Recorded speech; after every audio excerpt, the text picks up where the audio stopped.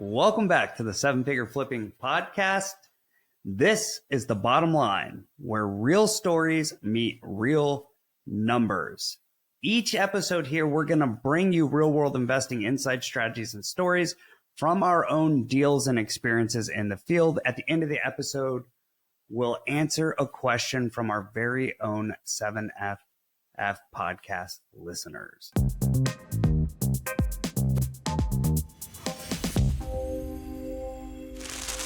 Dr. Fluellen, are you ready for this one? Absolutely. Today, we are talking about robots in real estate, and we are going to talk about why you may not have actually bought your first investment property yet. What's going on inside? That's good. That's good. And you know, that is something holding a lot of people back. I'm really excited to talk about robots and real estate because in our community, I am like a champion of focusing on profits, eradicating ego and eradicating vanity numbers. It does the things that do not matter. But there's one thing that's changed, in my opinion, rapidly over the last 12 months. And that is the technology has moved at a rapid rate.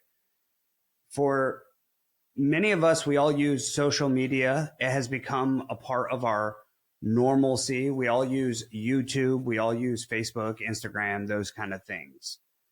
And I'm 39 years old. In 2004, these things didn't really exist. So if I think about when I was graduating high school, Facebook was a college-only thing. You had to be at a college to have a Facebook account. Instagram was just being invented. There was really no YouTube like there is today. And just 21 years later, like you can't even imagine living without it. When I think back to 2004, or even 2005, 6, I'm newly married. And like if we were figuring out how to cook something as a new married couple, we would have to call one of our parents. Hey, how long do I put this in the oven for? How long? We weren't really like Googling things, and Google wasn't a verb. It wasn't a thing you did yet. So if you take that and juxtapose it onto today for real estate investors, ChatGPT, large language models, artificial intelligence, these are all kind of blanket overarching terms. But I see a very specific use case that I'm personally implementing in my business that I think is going to be critical for anybody who's in this industry and generating deals and leads and flipping houses and buying rentals and wholesaling houses. If you are not implementing AI into your business, you're way behind. Like you will not win. It has to start to become the faster it becomes a part of your daily routine, the faster you'll get ahead of the industry. And for us personally, I use a CRM called Resimply, and Sherrod, who owns that, he's a 7-figure altitude member and a house flipper and all this stuff. But before, CRMs were like mildly useful, but now like Resimply just rolled out 5.0. They have AI assets in there that can do a myriad of things. The one thing I'm most excited about, because we do generate leads, we do have a lot of sales conversations direct to seller, we do spend money on marketing, is our AI capability in our CRM will be able to score sales calls. And that might seem like a very small thing, but imagine the capacity and scale increase. If I had 10 salespeople making, hundreds of sales calls a week, and I had a sales leader and coach, or maybe even 2, they can't listen and manage 100 calls a week and make sure everything's perfect. They've got to pick and choose a few here and there.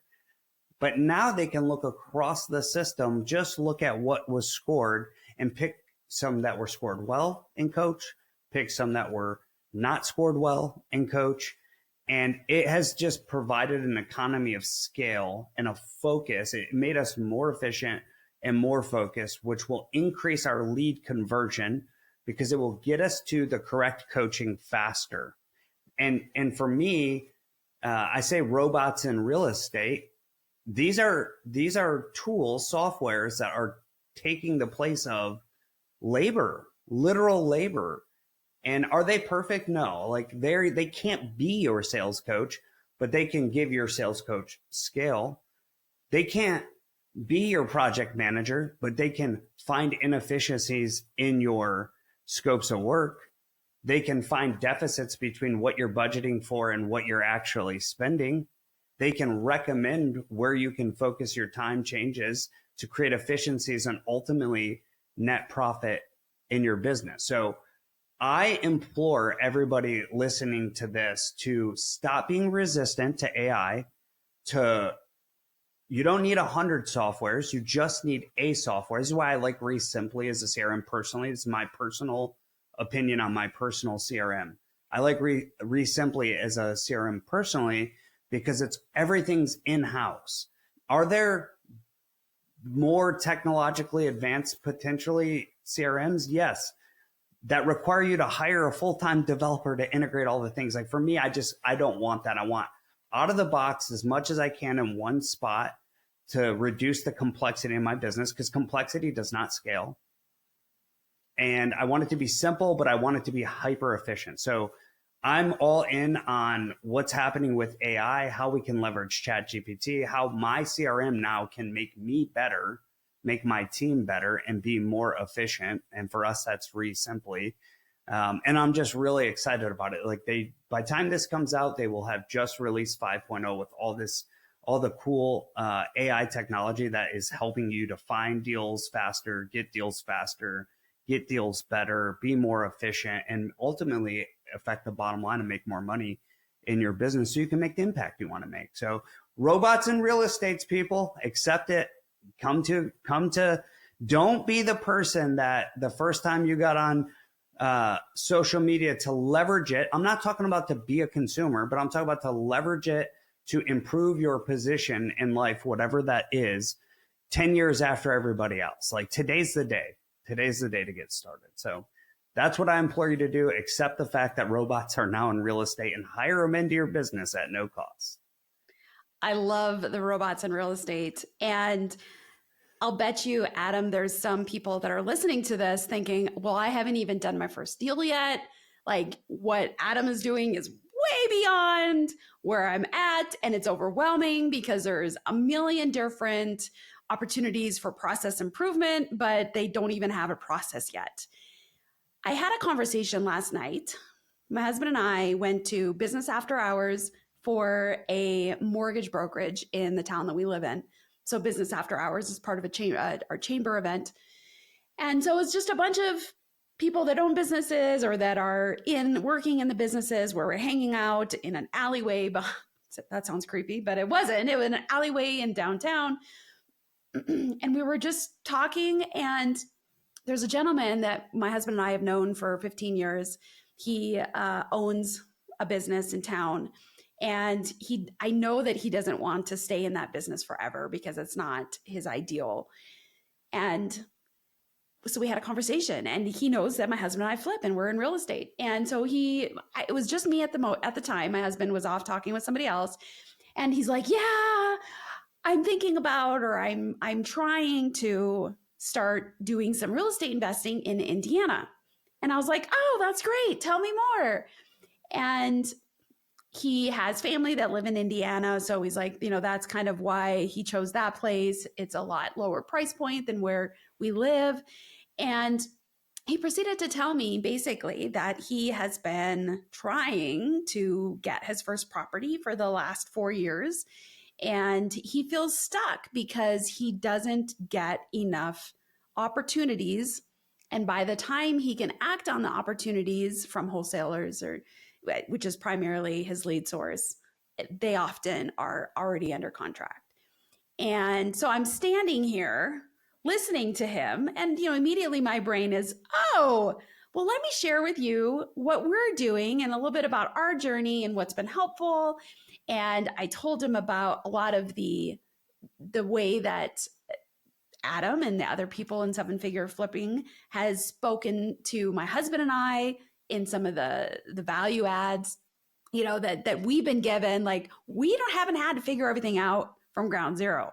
We have been gifted so much knowledge about where to get leads and how to write letters and all the different things. And he's like, I don't know where to, like, how do I even find these people? And I'm like, I literally said to him as an example, like, I can get you 10 different companies that sell lists. I can get that to you if you want it. We continued this conversation for about 5 minutes, and he put up an objection. And I would answer his objection of like, oh, well, this is how we've done it, and these are some options. And I started getting to the point where I was like, here's my biggest thing. You need to join a community, because that's where you're going to go faster, farther, instead of you trying to have to figure out all of these things yourself and not really knowing where to go and how to get it. Your wheels are spinning is what's happening. And he kind of poo-pooed that and kind of went right over it, which is what he had been doing about every other thing I had said, whether it was just, hey, this is our experience, to offering to get him some list companies. He just, every time I would present something to him, he would kind of rebut me and have a negative next sentence. And the reason I bring this up is because he told me in this conversation, he said, I'm kind of in analysis paralysis. But when I reflect back on the conversation, I don't think he's in analysis paralysis. Here's what I think his issue is. And I encourage you, as you're listening to this, is this your issue too? I don't think he's coachable. In fact, I know he's not coachable right now. And it has nothing to do with analysis paralysis. He's just calling it that, but that's really not what's going on. He's not coachable. But the question is, why is he not coachable? And what I see, I do know him. I know his history. So I can get a little bit more in depth on my analysis of him. He's not coachable because he doesn't believe in himself. And he is unwilling to be vulnerable with me or anybody else around him that actually could help him. He's not willing to be vulnerable that he actually doesn't know what he's doing and that he's really not making the progress that he wants. Like, he told me that he's not making the progress that he wants. And he told me all of his frustrations, but he's not coachable because he wasn't open to receiving any of the things I said. And I'm not one to come in and be like, you need to do this. I'm not super hard like that. And so there's no reason why he couldn't have been receptive to the help I was offering in that 5 to 7 minute conversation.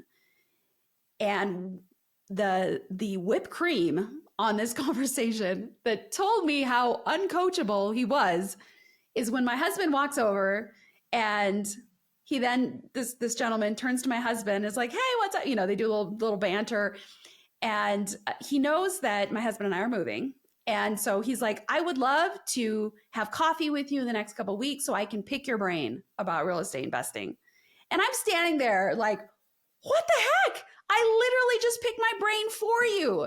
Like, I've already given you the tools to take where you're stuck and move forward, which is why I know it's not analysis paralysis. It's that he's not coachable, and he's not coachable because he has such intense self-doubt that he's not able to open himself up to actually getting the help he needs.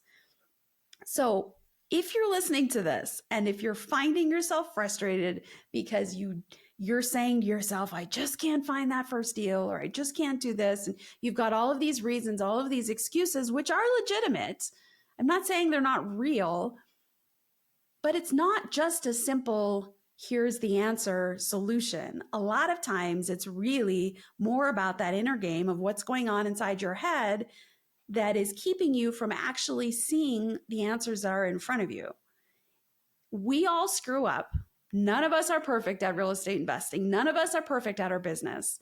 We're all trying to figure this out. And maybe by the time I die, honestly, I still won't have it all figured out. And that's okay. We're all in the same boat together. And so if you can just put your ego aside, whether it's an ego that you're amazing or an ego that you aren't good enough, and embrace that this is a journey where we're all learning and growing together, then that's, I think, the proper foundation for you to really get some traction on your real estate investing. And one of the best ways of being able to, in my opinion, of being able to grow in that vulnerability is joining a community. But being honest, like I've been part of communities before, like multi-level marketing communities where it's like you go to the big thing and everybody's like, oh, I'm killing it. Everything's amazing. That's not the kind of community I'm talking about. Not one where you're blowing smoke up people's, telling them that everything's amazing when it's not, but joining a community where people are real and they can say, last year was horrible and I lost a bunch of money. And this is how this year I'm trying to fix things and trying to turn things around. And, what else do you think I can do? Those are the kind of conversations that are necessary. And the irony with this guy, when I told him that he should be part of a community, he already said he was. And so it's not that the community is the only answer. It still is being honest, being humble. And my favorite definition of humble is it's not that you're thinking less of yourself, it's you're thinking of yourself less. So true humility, it's not putting yourself down, it's just not focusing on yourself. In real estate investing, it's focusing on the business, it's focusing on the people you're serving, it's focusing on your what you're doing for your family or your community, but it's being humble and being vulnerable. And those I think are the two key ingredients that sometimes we miss. And so I encourage you, stay humble, true humility, and be vulnerable, and let people know where you're stuck in, and be coachable and open to getting that feedback and taking those risks. Yeah, I just want to touch on one thing because it's like everything you said hits so good for me. Getting around people that will elevate your game, like factually is a pathway to improve. So I think about this. I want to take real estate and masterminds and coaching out of it because that feels like somebody's telling me like to go pay money to join something. I grew up in Detroit. Like I got a, sad panda backstory, broken family, blah, blah, blah. I joined the Marine Corps, get into a room where people, they then instill discipline and a set of core values in you. They transform you over 13 weeks in boot camp. You become somebody else because I'm in a different room following a different pathway. Even that's not enough. Even within that, there's still more. There's 175,000 Marines. There's number one and there's number 175,000. Where do you want to be in that stack? Do you want to be number one or do you want to be at the bottom? So I get experience. I go through the ringer as a junior guy. First 4 years, it's like maybe the hardest 4 years in the service. And I have some success. And I'm feeling good about myself. And then I go to my next place because every 3 to 4 years, 2 to 4 years, you move. And I get put into a location. Now, I didn't know I was being put into this room, but I got put into a location where people were educated. People were brilliantly smart. They were incredibly physically fit, and they were the best at what they did within the Marine Corps. So I get thrown into that. And these people are beyond me in all things. And that being in that room propelled me to massive success in the military. My game elevated so much there that it was insane. So if you believe it to be true, the people you're around will determine your future. The adage is, you're the average of the 5 people you hang around, right? The 5 people you hang around the most. So if you believe that to be true, then that's like part one of it. And then part two of it is not just being in a room, because I got put into that room on accident, but being into the right room matters. And I'm not just talking about, it's not just about people who have succeeded, built 8-figure businesses, 7-figure businesses. That's money. That's what the marketing will tell you. I did a zillion deals. I did millions of dollars in revenue, which is a completely vanity number. It means nothing. It's meaningless, actually. And when you think about what room to get into,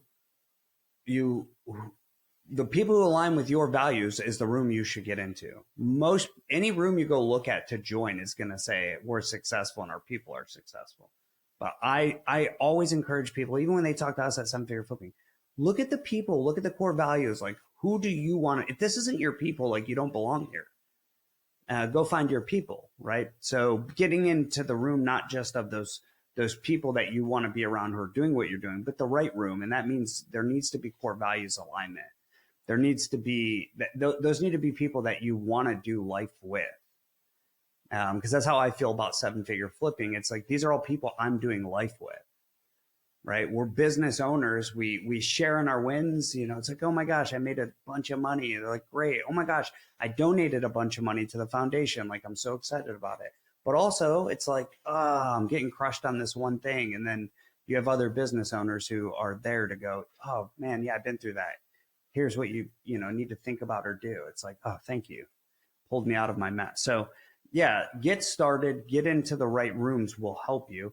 If where you are today, if 12 months ago you said I wanted to be a real estate investor and build this business, and it's 12 months later and you're having this conversation with Dr. Sherry Flewellen and you're in the same spot you were in 12 months ago, but you're resistant to her recommendations, like, you got to work on that mindset.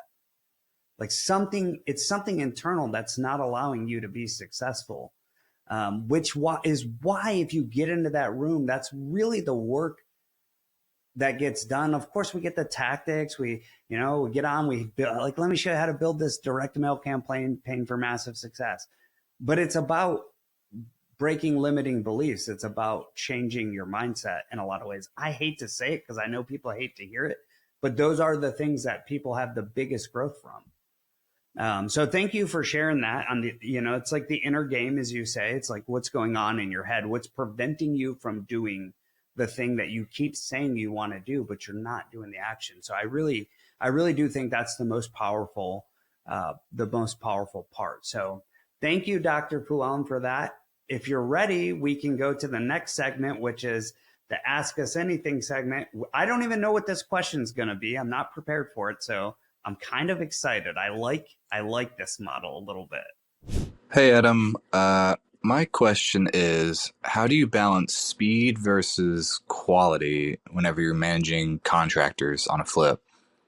I don't know if you can maybe share a time you had to sacrifice one for the other and maybe the impact that it had on a deal. Do you set specific timelines up front with contractors? How do you hold them accountable? If there's any systems or tools you have, that would be great to share. Thank you so much. Ooh, that's a really good one. The thing about contractors is, and kind of the triad of contractors is speed or time for the project, price, and quality. And it's pretty commonly said you can have two, but you can't have all three. I refuse to accept that totally. I think really where that matters is I just had this conversation. So there's functional things that you put in place with contractors. And one of the most important things, in my personal opinion, when working with anybody, but especially contractors, is what you do before you ever work with them. And what I mean by that is setting appropriate expectations.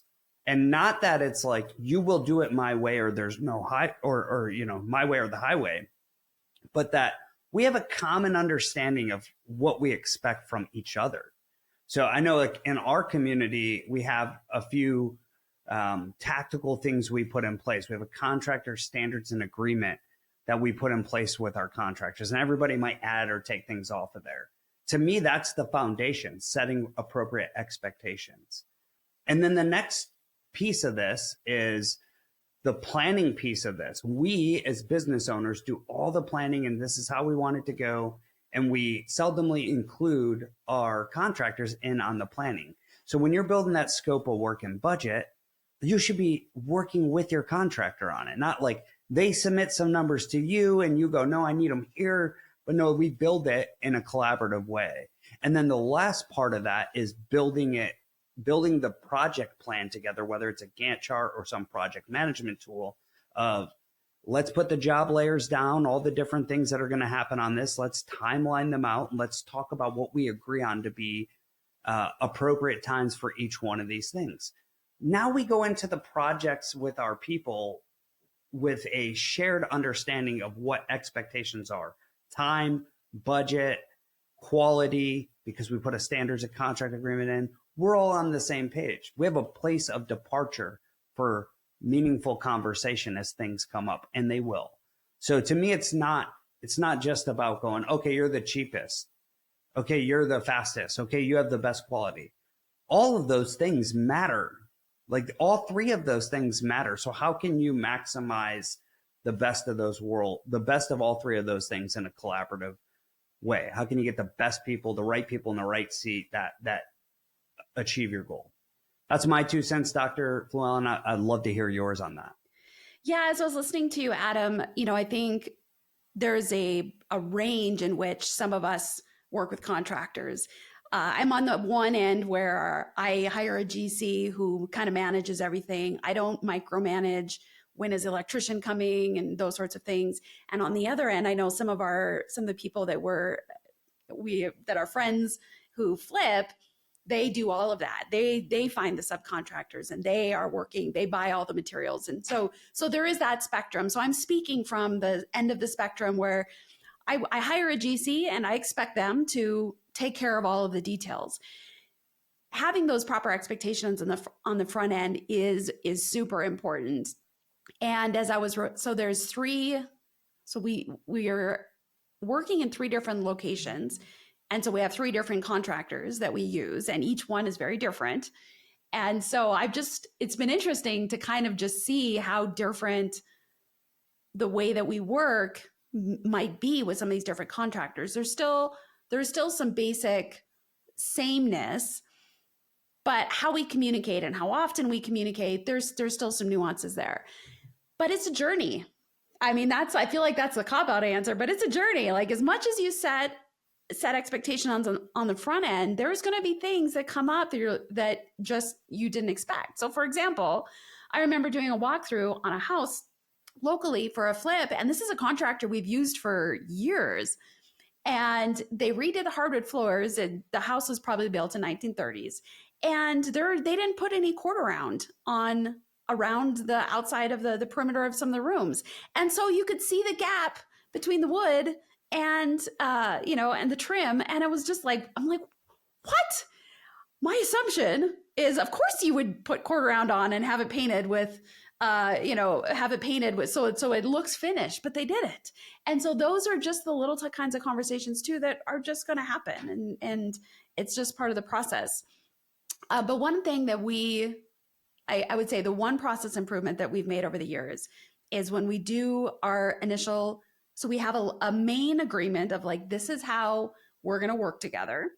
And then when we have each property, we have a smaller, shorter agreement for each property that outlines what is the rental cost and budget and what is the timeline, so that we're all on the same page with how long the contractor has said, if it's 5 weeks, if it's 7 weeks or 3 weeks, that we're all in agreement on when we expect this thing to be done. Because that has been a bit of a pain point for us, because we have one contractor who is not the greatest project manager. And so we kind of, even though he's the GC, we still have to keep the whip going every week just to make sure that things are moving the way that they need to be. And so we have an internal project manager who works for us full time, and she's the one who knows the timeline and then does weekly check-ins, and will walk the local properties weekly to make sure it looks like everything's still progressing. And she'll touch base with the contractor, make sure we're still moving forward, to expect to close on this day, or not close, but finish on this day. So it's just having that proper timeline expectation, because that's been our biggest pain point. And then checking in on that weekly and making sure that we're aware of any craziness that's come up that might blow the timeline. It's such a critical component. I'm like just taking notes here, because And I talk to people about, when I think about what I talk, like investors want to talk all the time. Like what works? How do I scale? How do I do more? A lot of people want to just do more deals or do their next deal or do their first deal. And they're flipping houses, and they always have like really three pain points. And two of the biggest ones are private, getting capital, getting more capital, or efficiency on their rehabs, getting that systematized, dialed in. And a lot of that conversation often goes to contractors. But I'm listening to what you're saying, and I'm just like thinking through all these experiences. Even me, I'm thinking through these experiences, and almost every problem I can think of kind of goes back to two things: expectations and accountability. Yes. Love it. So for me, when I think through the lens of, that part of the operation, I just think expectations and accountability. Am I doing everything on my side to ensure we're doing those two things at a high level? Yeah. Expectations and accountability. I think that hits the nail on the head. And so if you're having problems with a contractor, how can you tighten up the expectations, and how can you tighten up the accountability? Because there's going to be a way in which either or both of those can improve. And so it's just, I go back to, this is a journey. It's a process improvement. We're not going to have 100% of our systems dialed in from day one. It is just, that is not real life. And so when a problem comes up, accept that that's normal. This is going to happen every week, every day, something's going to come up. But what might you fix just a little bit to reduce the likelihood of that happening again, or to decrease the impact of it happening again? So if we just have that mindset of continual process improvement, even just 1%, that 1%. will, 1% Yeah. in a year, your business is going to be so much better. Progress over perfection. Yes. Like it's progress over perfection. And there's this theory of compounding. And I know, like, I love this. You're down the road on your journey. You're an experienced professional flipper, and you're like, dude, I'm a mess sometimes too. You feel like you're always a mess, but really you got a great business. And I think we just kind of we ourselves have unrealistic expectations. I'm going to build this mega business in 12 months from zero. It's like, probably not. But if you go today, if you start now and you compound actions over time, you will build it and you will surprise yourself. I can look back now and go, I can't believe what I have now. But there was some growth, some progress, some compounding that happened. There was some pain. It just doesn't happen overnight. Progress over perfection. Like you're never going to be perfect, but you should always be progressing. Adam, have you ever fired a contractor? Yes. Do you have a story you can share with us just to help us? I hired a guy, so I was rehabbing up in Milwaukee. Jenny and I had some rentals, and like full rehabs, roof to foundation, everything. And this guy, my normal contractor, who's also like a GC and her husband's a master carpenter, like was not available. So I had to hire somebody different. I put all the things in place. Like, I'm in the community. I have the coaching. It's like, I got the agreement. I got all the right things in place, and it's virtual. They're in Milwaukee. I'm not there. This guy gets like tens of thousands of dollars into the project. It's not going fast enough. The quality's not good. He bit off way more than he could chew. What he led me on to believe he was capable of, I didn't validate. I didn't call enough like who the referrals, like who have you done this for before, and validate, which is a mistake on my part. And we got maybe 60, 80 grand into the rehab and started over with our other contractor. That's a painful lesson. It was a painful lesson. Well, this was another episode of The Bottom Line. Hope you got something out of it. Do me a favor, share this with somebody and leave us a 5-star review, and I'll see you on the next one. And if you have a question that you're burning to ask, you would love to get some answers on, insights, stories, our perspective, just click the link down in the show notes to ask a question, and we are happy to do that.